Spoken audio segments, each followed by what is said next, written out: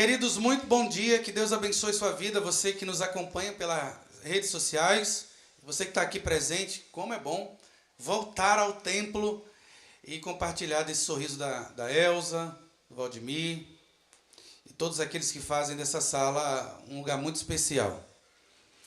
Hoje vamos falar um pouco sobre o lamento, como se comportar em tempo de angústia, de luto, de profunda tristeza.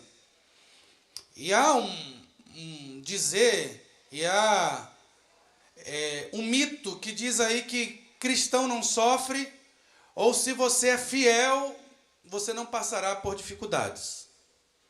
Mas o texto que está diante de nós vai mostrar o contrário. Vamos falar sobre a vida de Jó e como essa vida aponta para Jesus Cristo.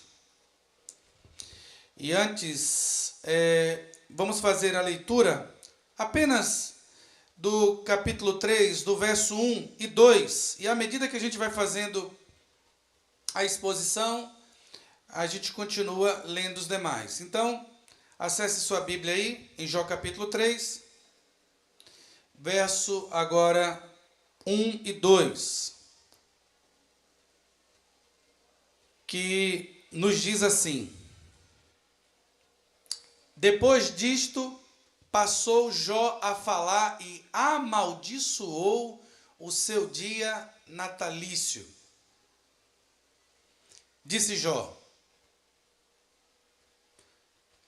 pereça o dia em que nasci e a noite que se disse foi concebido um homem. Só até aí. Abaixe sua cabeça, vamos orar. Querido Deus e Pai, somos gratos pela Tua fidelidade, pela maneira como o Senhor nos trouxe até aqui. Senhor, nessa noite tão amena, com uma temperatura que nos traz tanto conforto, visita, Senhor, os nossos corações e aquele que está nos assistindo, que está passando por lutas, sofrimento, e só resta lamentar. Pai, vai ao encontro desses corações e que Tua palavra, como sempre foi, possa encontrar corações prontos para Te sentir, mentes prontas para compreender o que Tu queres de nós. E o nosso corpo tem a disposição que só o Espírito Santo nos concede de Te servir. Em nome de Jesus Cristo oramos. Amém. Queridos, Jó, imagine um homem que perdeu tudo, completamente tudo. Você ama seu filho, ele perdeu. Você vê as conquistas do seu trabalho, todas se foram. Você imagina a mulher da sua mocidade, ela te abandona emocionalmente. Há desprezo por todos os lados e há ausência de amor em todos os cantos. Esse é o estágio que Jó se encontra. E esse estágio de Jó, com as devidas proporções, vivemos em nossos dias. Não é porque no nosso casamento foi feito na igreja e está dentro da igreja que não há muitas vezes frustrações. Mulheres que são constrangidas, crianças que foram abusadas, mulheres que foram abandonadas, traídas, homens desprezados, dentro do nosso meio, e faz parte da jornada, há muito sofrimento, dor e luto. Para que você possa ter uma ideia, esse sofrimento, essa dor e esse luto alcança todos. Não faz distinção. Você pode estar cantando no louvor, você pode estar ministrando, você pode ser avô ou numa jornada no início, você irá sofrer. E o que fazer em meio ao sofrimento?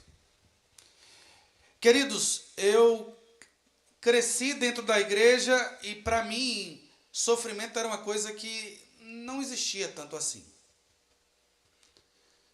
Criado num ambiente desse, como de escola dominical, e eu ria da cara da morte, porque eu dizia: ah, mãe, se a senhora partir, nós encontraremos no céu. Mas quando ela partiu, não foi tão fácil assim. Minha mãe partiu aos 45 anos, servindo ao Senhor para atividades da igreja. Ela começa a ter um infarto e a minha irmã começa a levá-la para o hospital. E minha mãe, se sentindo mal, diz assim: passa na casa da minha irmã, porque você pode não aguentar o que pode acontecer. E minha mãe, segundo a minha irmã, tentando puxar ar para sobreviver dentro do táxi até chegar ao pronto-socorro. Quando minha mãe chega lá, tudo relato da minha irmã, ela diz: eu não quero morrer. Mas em pouco tempo, ao olhar pela porta, minha irmã contempla o corpo da minha mãe recebendo um choque para poder ressuscitar. Queridos, quando alguém parte e você não vê, pode até diminuir sua dor. Mas quando você vê um ente querido dizendo: eu não quero morrer, não deixa isso acontecer. E você vê os médicos fazendo de tudo, e aquele sinal de alarme começa a apitar, a vida se foi, tudo que podia ser feito se fez, e minha irmã, que cresceu na igreja, sai completamente desesperada, e sai correndo pelo estacionamento, e se deita na rua, gritando: Senhor, por quê? Por quê? A minha tia, que estava no momento, liga para mim, que estava em Manaus. Isso tudo acontece em Recife. Jonas, quando ela liga para mim, a sua mãe, assim, liga para mim, e veja, de uma maneira descontraída, que eu ria da cara da morte, disse assim: e aí, tia, quem é que morreu? Ligando para mim esse horário. Ela disse: sua mãe acaba de partir. Amados irmãos, o sorriso do rosto se vai, qualquer deboche não existe mais. E eu digo: e como está o meu pai? Ela disse: eu já liguei para ele, ele não está acreditando. E como está a minha irmã? Ela disse: eu liguei justamente para isso. Ela está na rua, na avenida do hospital, jogada no chão. Eu digo: passa o telefone para ela, leva lá. Eu disse: Jana. Ela: nossa mãe se foi e não vem dizer que foi só porque Deus quis, porque ela disse que não queria partir. Eu disse: Jana, mas eu estou preocupado com meu pai.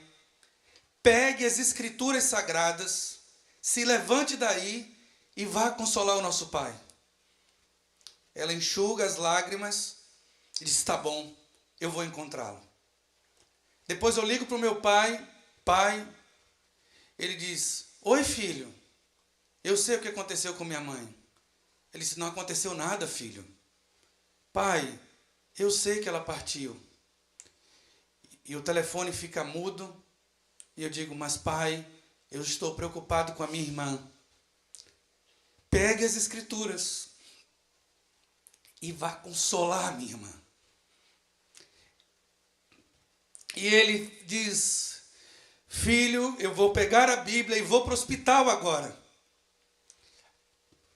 E minha tia diz que eles se encontraram na rua e deram um grande abraço e se apegaram às escrituras e passaram a noite orando, lendo as escrituras.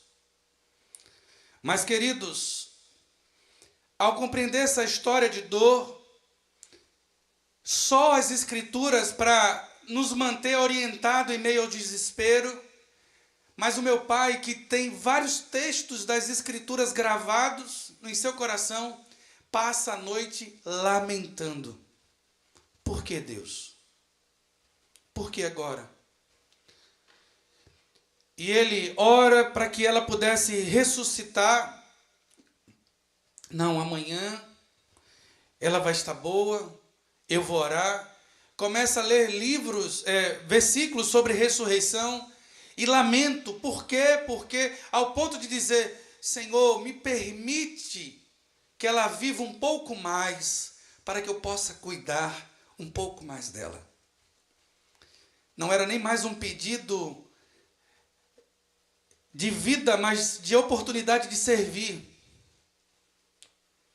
Queridos, quando foi de manhã, eu chego, meu pai não é de chorar muito, e ele me dá um abraço ainda no quintal. Que bom, filho, que você está aqui. Nos preparamos e fomos para o velório, e quando o corpo da minha mãe entra com o caixão, meu pai estende a mão sobre a cabeça do corpo da minha mãe.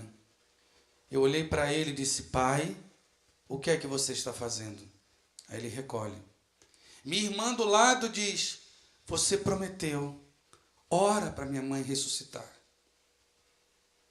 Nós temos fé. E ele ergue de novo os braços. E eu disse, pai, ela não está aí, pois agora os seus olhos veem face a face o Senhor da glória.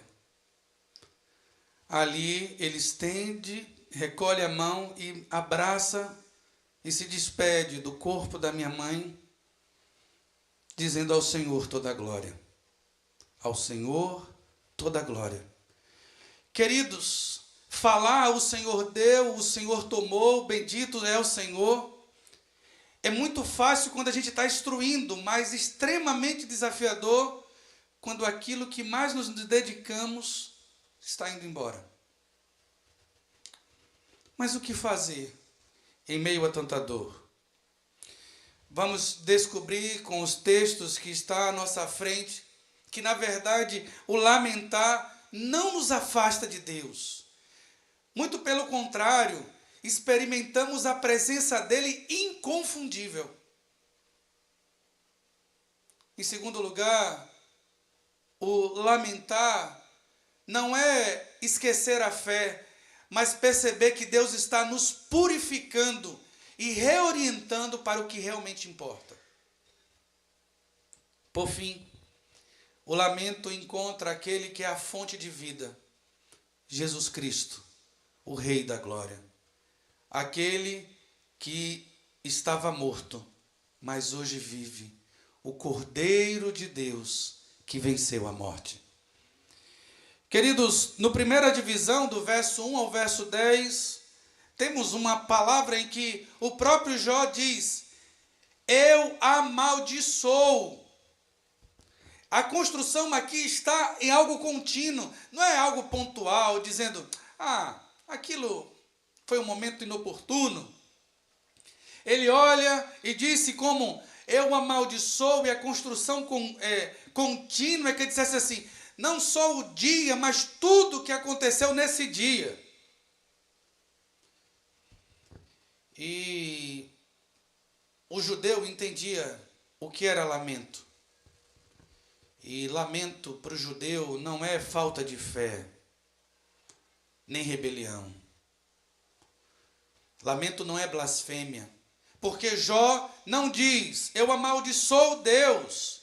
Ele está revoltado com a situação. É uma dor profunda, de fuga. Eu não queria estar aqui, o Senhor sabe. Por isso, queridos, não esconda a sua dor. Mulheres que chegam no aconselhamento bíblico e diz, o meu marido, ele diz que eu sou feia, ele me rejeita, diz que eu não sou tão bela. E pastor, o que aconteceu? Eu casei, e por que eu estou sentindo tudo isso? Mas eu vou seguir firme, Deus vai me dar a vitória. Eu olho para ela e digo, querida, primeiro lamente e chore, porque o Senhor se compadece de nós. E as irmãs começam a chorar e dizer, Senhor, por quê? Eu amaldiçoo o dia do meu casamento. Isso não é uma blasfêmia, mas dizer: Senhor, minha dor é tão profunda que eu preferia não estar casada nem existir. E isso mostra que o lamento é o próprio ser abrindo o coração e dizendo: eu sou teu, Senhor. E eu digo: faça um jejum, entre no seu banheiro, ligue o chuveiro e chore amargamente, dizendo ao Senhor e lamentando: por que, Deus? Queridos, isso não é algo novo. O próprio judeu sabe o que é lamentar. Quando olhamos para Salmos, o próprio Davi lamentou no Salmo 13, do verso 1 ao verso 2. Quando lemos aqui, ele dizendo: até quando, Senhor, esquecer-te-ás de mim para sempre? Veja, até quando esconderás de mim o rosto? Até quando estarei relutando dentro da minha alma com tristeza no coração cada dia?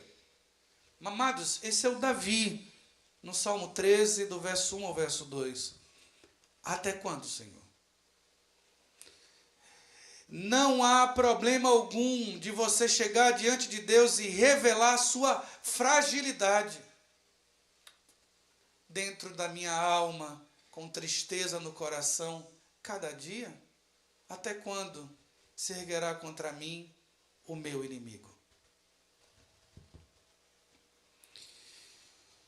Queridos, o próprio Senhor, em meio ao Getsêmani, diante de profunda tristeza, em Mateus 26, 39, Mateus 26, 39,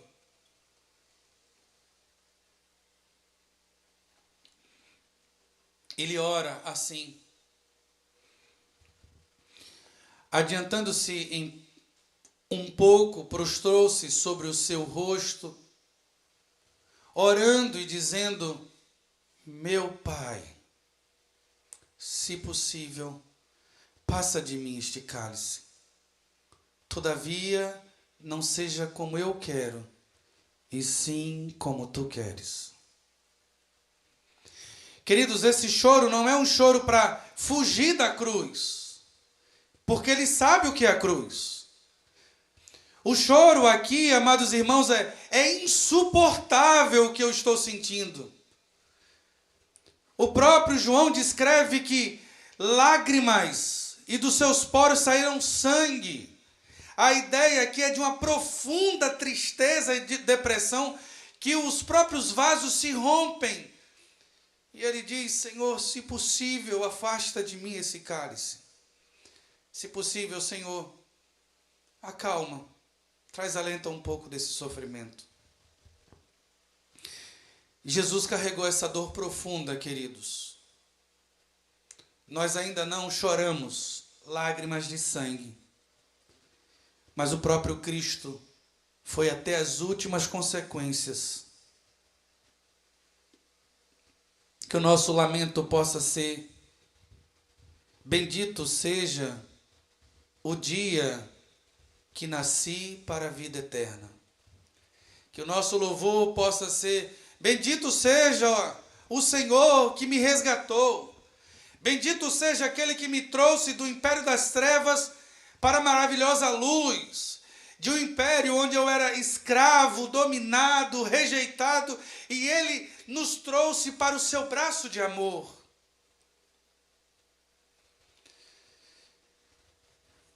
Aqui, ele não está longe. Ele ora incessantemente. E seu suor se tornou como gotas de sangue caindo sobre a terra. Esse é o nosso Cristo.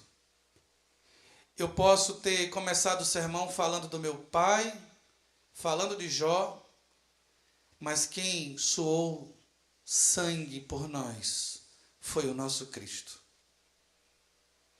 Estamos aqui porque o suor de Cristo em sangue ressuscitou da terra homens e mulheres para o louvor do seu nome.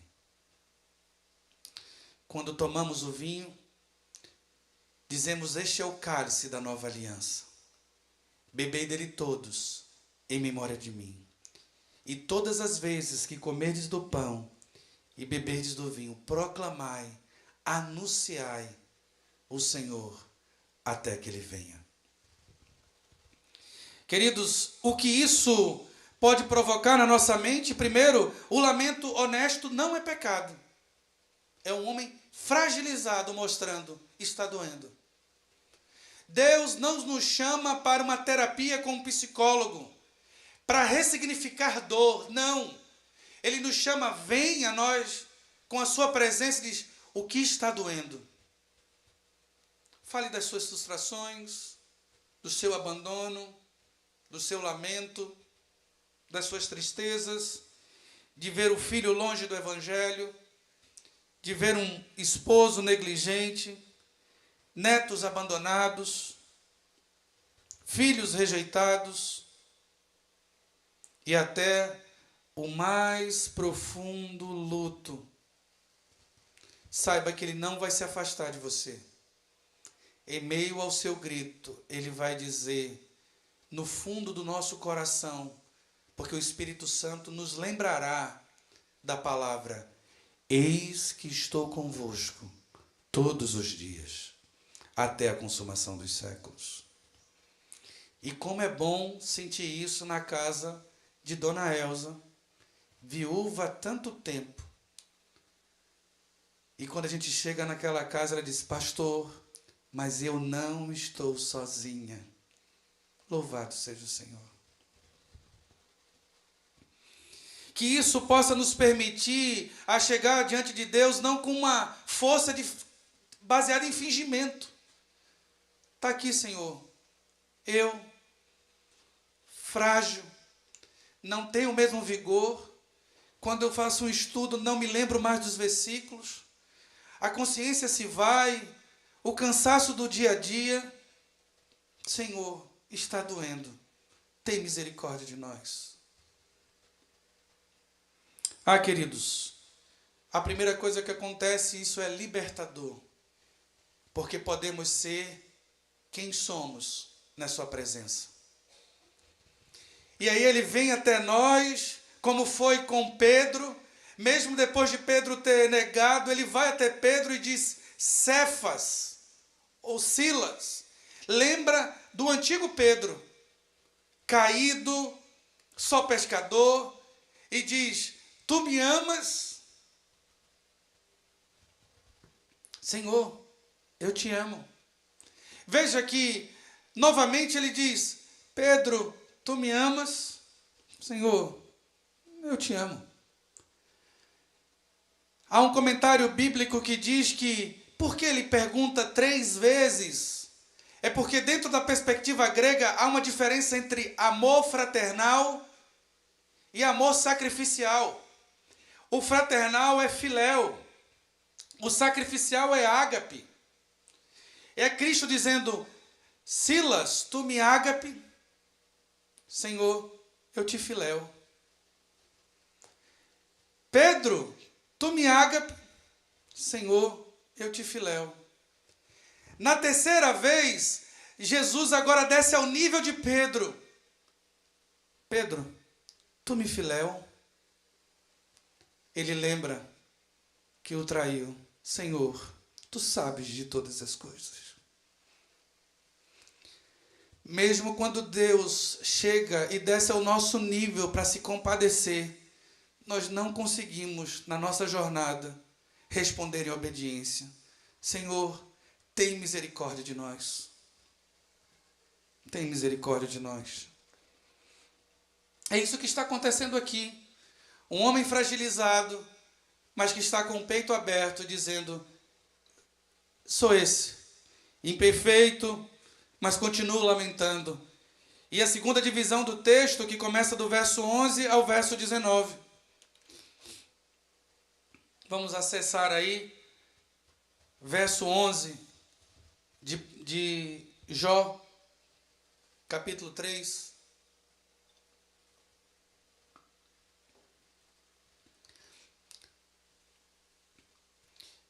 Veja o tanto de porquês, verso 11 e 12. Porque não morri eu na madre? Porque eu não expirei ao sair dela? Porque houve regaço que me acolhesse? E porque peitos para que eu mamasse? Só até aí. No português, a gente vê esse porquê como uma conjunção interrogativa, mas há um verbo em hebraico que é só para porquê. É como se um verbo do lamento, que vem tanto que é lamar, que muitas vezes vem de lamentar. É dizer, eu lamento porque eu nasci, eu lamento por causa disso e daquilo. É uma conversa profunda com Deus. Eu lamento porque eu não morri. Eu lamento de tanto sofrimento. E queridos, quando estamos lamentando, dizendo, Deus meu, devemos ser lembrados do Salmo 22, verso 1, onde o próprio Cristo cita esse salmo na cruz. No Salmo 22, verso 1, Jesus cita e diz, meu Deus, por que me desamparaste? Porque se acham longe de minha salvação as palavras de meu bramido. O próprio Senhor nos dá exemplo de dizendo, eu estou aqui. E por que isso está acontecendo? Não é que o próprio Cristo estivesse esquecendo, ou em meio ao sofrimento ele estivesse tendo um delírio. Para um judeu, eu só bastava citar um versículo e o judeu conhecia todos os demais. E se você tiver curiosidade em casa ou aqui, o final do capítulo 22 vai evidenciar o triunfo de Cristo em meio à morte. É um lamento que aponta para a ressurreição. No final do capítulo 22 ele diz, e isso não é só por estes, mas por aqueles que vão crer em mim. Ou seja, o lamento deve apontar para a ressurreição em Cristo. Mesmo em Romanos capítulo 8, 26, nós não temos as palavras apropriadas, o sentimento correto para o momento de luto ou lamentação. Romanos 8, verso 26, nos diz assim, também o Espírito, semelhantemente, nos assiste em nossa fraqueza, porque não sabemos orar como convém, mas o mesmo Espírito intercede por nós sobremaneira, com gemidos inexprimíveis. Queridos, não é minha intenção dar uma sequência de como vencer o luto, porque é extremamente desesperador. Como você vencer esse momento de tristeza em seu casamento, na sua família ou no convívio com os seus netos. Mas mesmo que nos falte palavras, o Espírito Santo continuará intercedendo por nós. Mesmo que a gente passe horas deitado na cama, só chorando, mas o Espírito Santo estará intercedendo por nós. Jesus faz uma pergunta dolorosa, Deus meu, e ele entra no mesmo porquê que vemos aqui em Jó, mas aqui traz clareza para esse questionamento de Jó. O nosso Cristo demonstra aqui, e eu quero que você saia daqui entendendo, que o porquê honesto não é pecado, mas ele aprofunda o nosso relacionamento com Deus.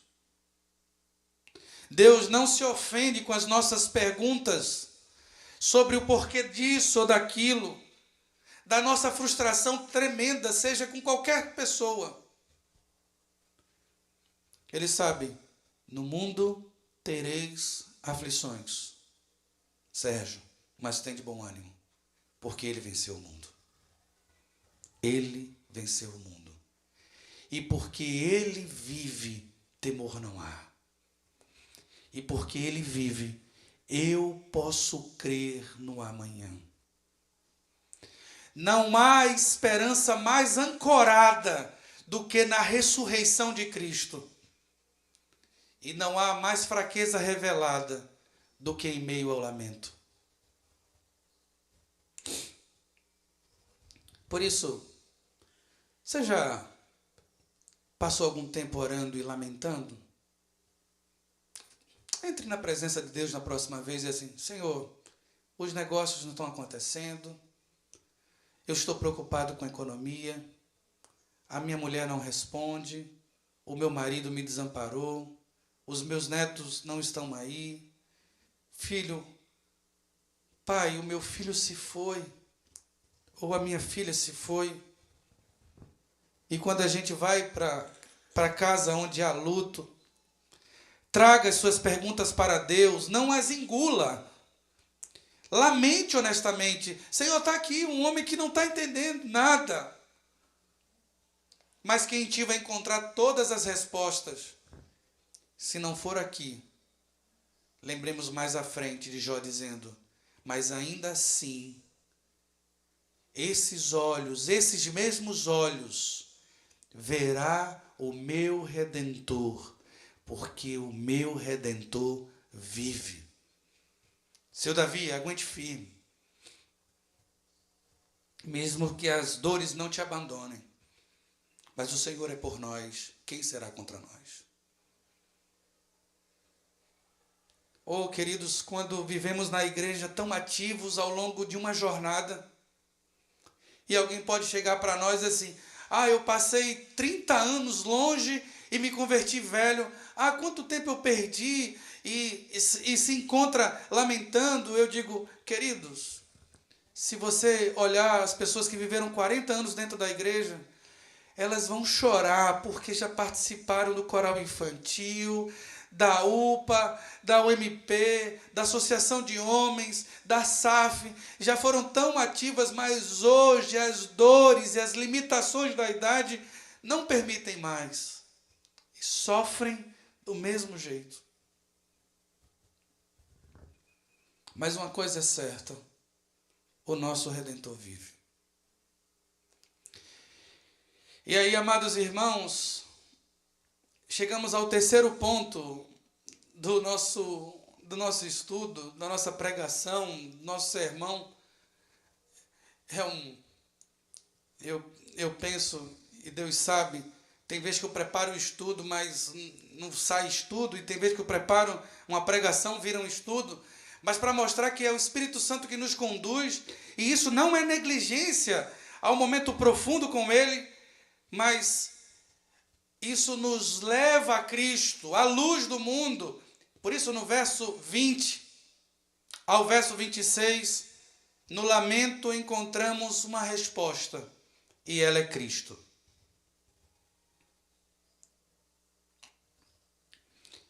Então, em Jó capítulo 3, verso 20 ao verso 26,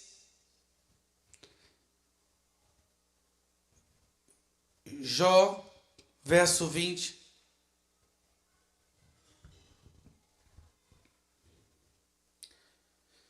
Veja o que diz. Porque se concede luz ao miserável e vida aos amargurados de ânimo? Queridos, do verso 20 em diante,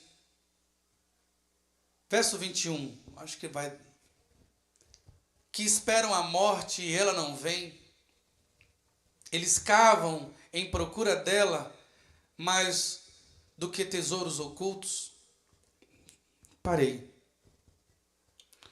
No verso 20, queridos, veja que hoje com Cristo isso traz tão luz para nós. Se alguém dissesse assim, por que concede luz ao miserável? Hoje está claro que quem é a luz do mundo? O próprio Cristo. Quem é que é lâmpada para os meus pés e luz para os meus caminhos? O próprio Cristo. Dentro da perspectiva judaica, luz aqui é vida, é símbolo de salvação. E quando lemos isso, e se você mostrar para um adolescente que cresce na igreja, ele vai dizer assim, esse sou eu, porque eu era miserável e ele veio até mim. Esse sou eu que sou amargurado, mas ele veio até mim com a sua salvação. Jó pergunta, por que se dá luz ao aflito? Porque ele é misericordioso. Jó pergunta, por que o Senhor traz clareza à minha casa? Porque ele é fiel. Jó se pergunta, por que o Senhor vem ao meu encontro? Porque ele é gracioso. E o meu poder se aperfeiçoa em nossa fraqueza. O judeu entendia claramente que essa pergunta era sobre o Deus que dá a vida e não a morte. Ele está no fundo do poço. Ele não vê saída. O evangelho ele é progressivo. O livro de Jó não termina aqui, porque ao longo desses estudos, o reverendo Otoniel vai continuar verso a verso, e no final, ele diz, bem sei que tudo podes, e que nenhum dos teus planos podem ser frustrados. Antes eu te conhecia de ouvir, mas hoje os meus olhos te veem. Queridos, isso nos sustenta.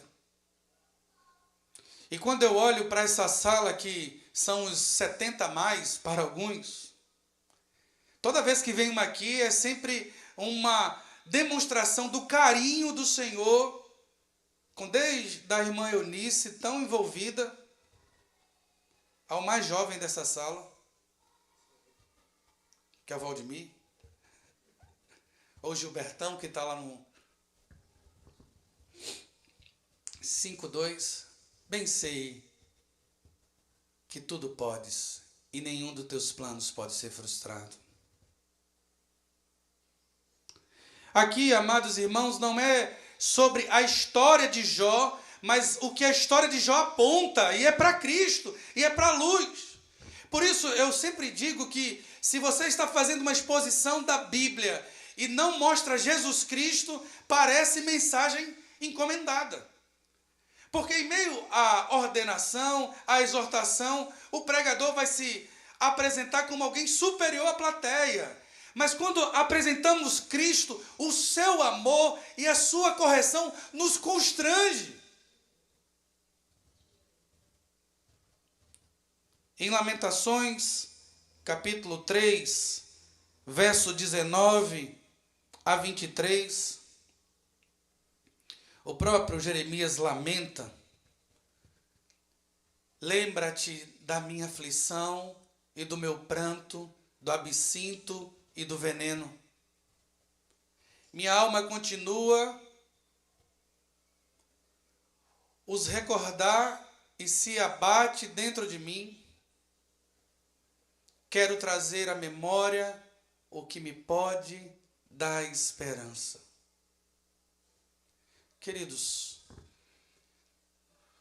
apresentamos aqui que lamentar não é coisa para quem está revoltado, mas muito pelo contrário, para quem é gente como a gente, que dentro desse pulso ainda pulsa o próprio sangue de Cristo, que foi dado por nós, mas que muitas vezes sofre. Senhor, tem misericórdia.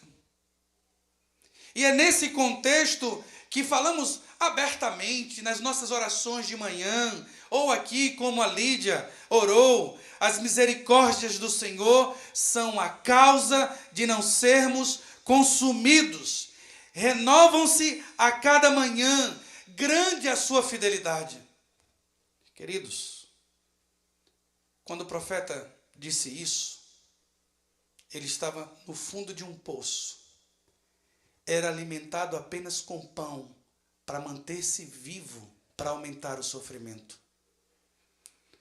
Mas quando o sol do dia ficava em cima do poço, que o sol batia, ele se lembrava da fidelidade de Deus. Isso deve nos constranger, porque exageramos no nosso lamento, enquanto homens de Deus agradeciam porque um feixe de luz tocava os seus olhos. O próprio Hebreus, não precisa colocar, mostra que Jesus chorou e temos um sumo sacerdote que se compadece. Ele não só entrega a oferta, mas ele encarna todo o nosso sofrimento. Se você pensa o que é sofrer, eu quero dizer, o seu sofrimento estava em Cristo. Se você acha que está abandonado, o seu abandono estava em Cristo. Se você pensa o que é luto, o seu luto estava em Cristo. Ele chorou quando viu seu amigo partir, não por causa do desespero da morte, mas da dor que a própria morte causa na família. E ele chora e se compadece.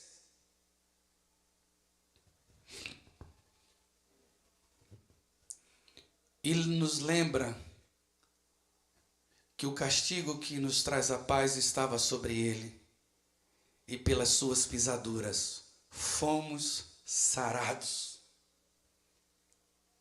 Na próxima ceia, quando você tomar o vinho, lembre-se com alegria: Senhor, as minhas frustrações desse mês estavam em Ti naquela cruz, mas ela está vazia, porque o Senhor venceu a morte. Ah, queridos, como eu tenho saudade desses cultos de Santa Ceia. Da igreja de onde eu vim, nós celebrávamos a ceia no final de dezembro, e na hora antes de distribuir os elementos, nós cantávamos. E a palavra era assim: agora, irmãos, nós estamos unidos com os anjos, unidos agora com os patriarcas, unidos agora com os reis fiéis, com os discípulos. Estamos unidos agora com aqueles que já se foram, com o reverendo Amândio, com a irmã Yolanda, com a Jacinta, com o João, e saía citando o nome dos irmãos que tinha partido naquele mês. A igreja entrava num pranto santo e respondia: Maranata, ora vem, Senhor Jesus. E eu vou dizer, minha irmã amava ir no culto lá na nossa igreja. Eu disse: não, eu quero ir no culto lá porque eu sou lembrado na cruz, em meio ao pão e ao vinho que minha mãe vive. Ou seja, todo o sofrimento deve nos levar e nos lembrar, e em meio ao porquê Deus não responde do nosso jeito, mas responde ainda melhor. Ele mesmo se aproxima de nós. O lamento honesto não é o fim, irmãos. Muito pelo contrário, é um caminho para encontrar Cristo. O coração não deve ser escondido em meio ao lamento, mas muito pelo contrário, Cristo vem e habita nesse coração abatido, porque Ele está em meio a um coração quebrantado, e esse quebrantado é literalmente rasgado pela dor do luto. E quem já viu um ente partir dói tanto que a gente até quer segurar. Como meu pai disse, eu creio, mas dói muito. É como se o próprio músculo do coração estivesse contraindo, mas diz, eis que estou com aquele que tem o coração partido. Quem habitará na tua presença? Aquele que tem um coração partido, o quebrantado de coração e o humilde.